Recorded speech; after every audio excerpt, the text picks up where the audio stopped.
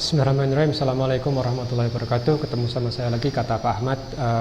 Kali ini saya mau memberikan satu reaksi atau komentar terhadap video yang sedang viral terkait dengan klaim bahwa vaksin terhadap COVID-19 ini sama sekali tidak aman, berbahaya, bahkan bisa merubah DNA.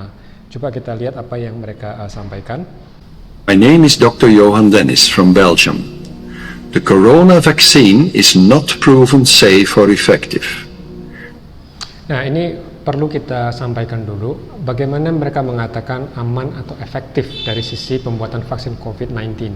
Jadi, kita harus pahami bahwa dalam membuat vaksin itu ada beberapa tahapan, fase 1, fase 2, dan fase 3. Untuk keamanan itu banyak dilakukan di fase 1 dan fase 2. Tentu dilanjutkan di fase 3. Nah, apa yang mereka lihat pada fase 1 dan fase 2 adalah melihat apakah ada gejala serius, dalam artian apakah ada demam, apakah ada rasa nyeri, apakah ada sakit yang berkepanjangan, atau bahkan apakah ada alergi terhadap vaksin. Nah, itu mereka akan capture di fase 1 dan fase 2. Hanya saja memang dalam fase 2 itu jumlah relawan yang direkrut tidak banyak, kurang dari 1.000.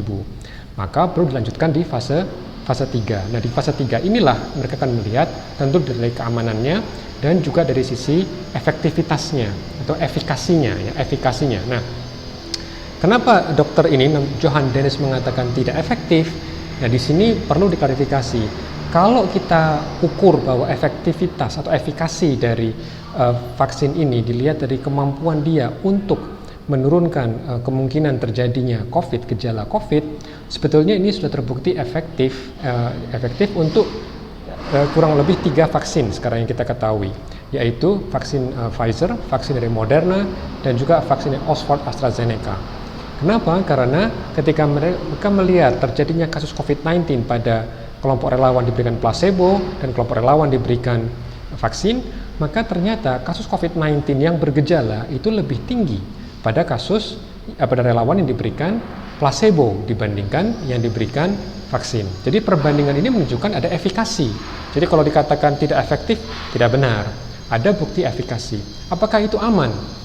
Aman di sini memang bisa dibilang relatif. Kalau kita tanya apakah ada yang meninggal karena vaksinnya itu sendiri secara langsung, kita belum ada bukti tersebut.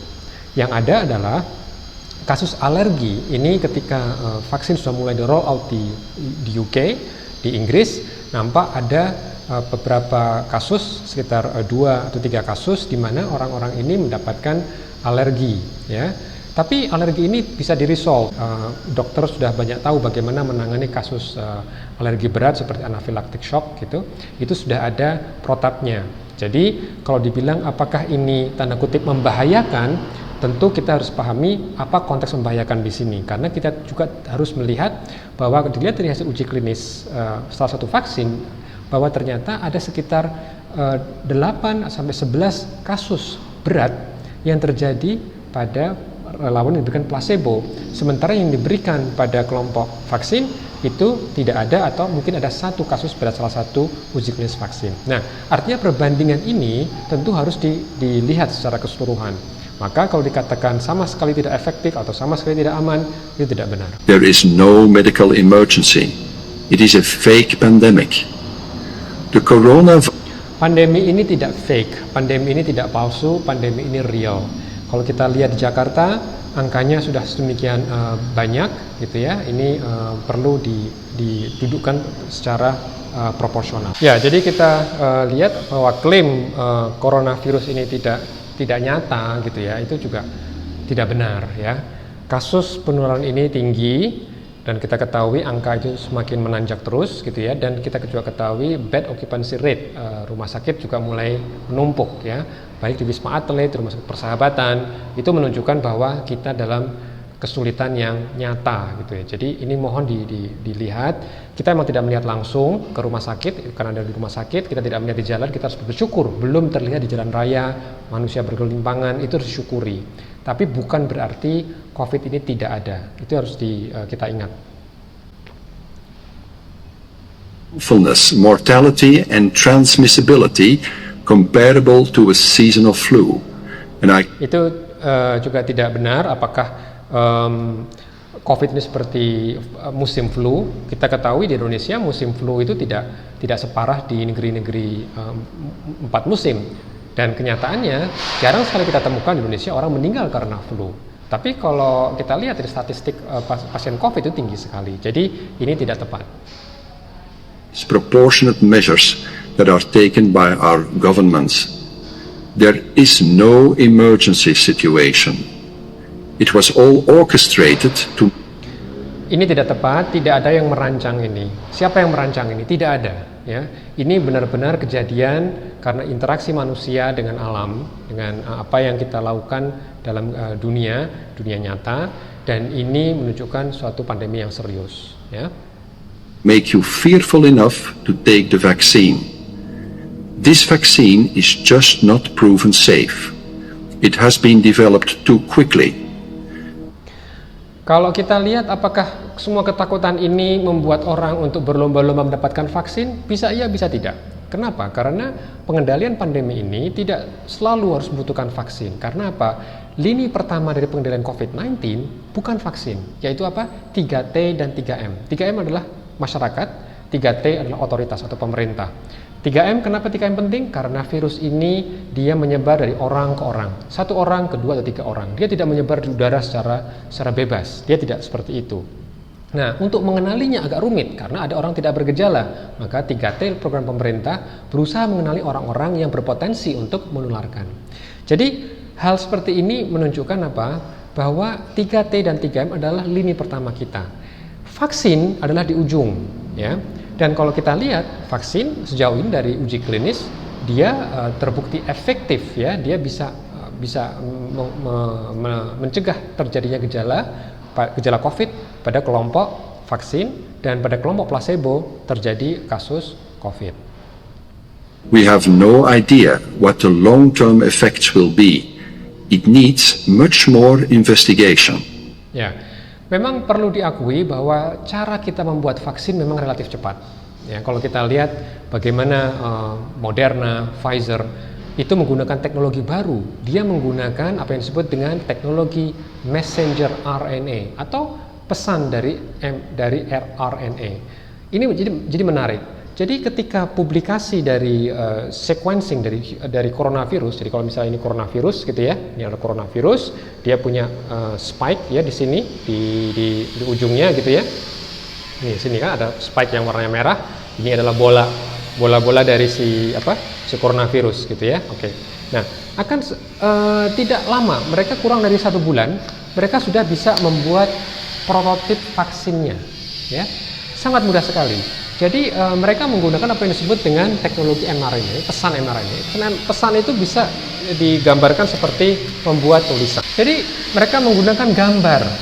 Jadi kalau misalnya kita lihat dalam satu buku gitu ya, itu kan banyak sekali informasi mengenai genom, ya, menginformasikan bagaimana membuat spike, bagaimana membuat selubung protein luar dari virus, dan juga enzim-enzim diperlukan virus untuk bisa bereplikasi. Lalu karena ini spike yang ada di permukaan corona ini penting untuk menginfeksi manusia, lalu mereka berpikir bagaimana bisa memasukkan protein spike ini ke dalam sel manusia, ya, tidak harus virus keseluruhannya, cukup protein spike-nya saja. Bagaimana cara melakukannya? Mereka ketahui bahwa ini adalah rancang bangunnya, ya, ada rancang bangunnya. Lalu mereka tanda kutip menggambar dalam satu pesannya dalam bentuk mRNA. Nah, mereka gambar seperti ini. Nah, di sini akan terlihat, ya. Nah, rancang bangunnya seperti ini. Oke? Nah, ya. Jadi mereka gambarkan seperti ini kira-kira, ya. Tentu warnanya warna merah harusnya. Lalu ini bisa diproduksi secara kimia. Mereka bisa berbanyak ini, ya. Dengan cara apa? Bisa mengatakan sedang difotokopi. Dengan difotokopi dengan cepat dan tidak perlu memerlukan sel. Ini menarik. Jadi kalau teknologi ini bisa diproduksi massal sebetulnya, ya. Lalu kertas ini, ya, pesan mengenai rancang bangun dari protein spike inilah yang disuntikkan kepada manusia. Ini dimasukkan kepada manusia. Oke? Sehingga nanti manusia yang akan membangun protein spike ini gitu. Aman tidak? Insya Allah aman. Dalam artian apa? Karena dia adalah pesan itu tidak bisa bertahan lama. Dia akan mudah sobek. sobek, sehingga apa? Dia mudah rusak dan dia akan hilang gitu. Jadi ini yang membuat teknologi mRNA ini memang sangat menjanjikan, dan kesulitannya memang karena dia mudah rusak sehingga penyimpanannya harus di minus 80, minus 20 derajat. Tapi itu mungkin ada inovasi-inovasi baru bagaimana dia bisa relatif lebih stabil. Nah, ini kita akan tunggu bagaimana nanti di generasi kedua, ketiga, keempat dari teknologi vaksin mRNA ini. There is no hurry or emergency. It might possibly change your DNA. This is irreversible and irreparable for all future generations.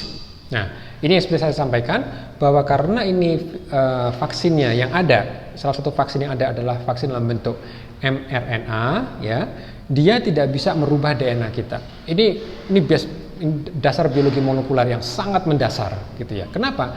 Karena DNA dan RNA itu dua entitas kimia yang sangat berbeda secara biologis, gitu ya. Tapi sekali lagi, kalau vaksinnya dalam bentuk DNA, ya itu kita agak perlu lebih hati-hati. Karena apa? DNA dengan DNA dia bisa kompatibel, sehingga bisa terjadi penyisipan. Dan kalau dia menyisip ke gen yang penting untuk mencegah kanker, dan disitu nanti kita bisa ada resiko terjadinya kanker misalnya, ya. Kalau menggunakan vaksin yang berbasis DNA. Tapi keunggulan dari vaksin DNA memang dia lebih stabil pada suhu 4 derajat Celcius, dia sudah sangat stabil, ya. Berbeda dengan memang mRNA. Jadi kekhawatiran-kekhawatiran ini memang perlu kita dengarkan, tetapi kita juga harus melihatnya, meresponnya dengan sains. Ya, jadi itu yang bisa saya sampaikan. Mudah-mudahan ini bisa membantu. Insya Allah kita bisa ketemu lagi. Assalamualaikum warahmatullahi wabarakatuh.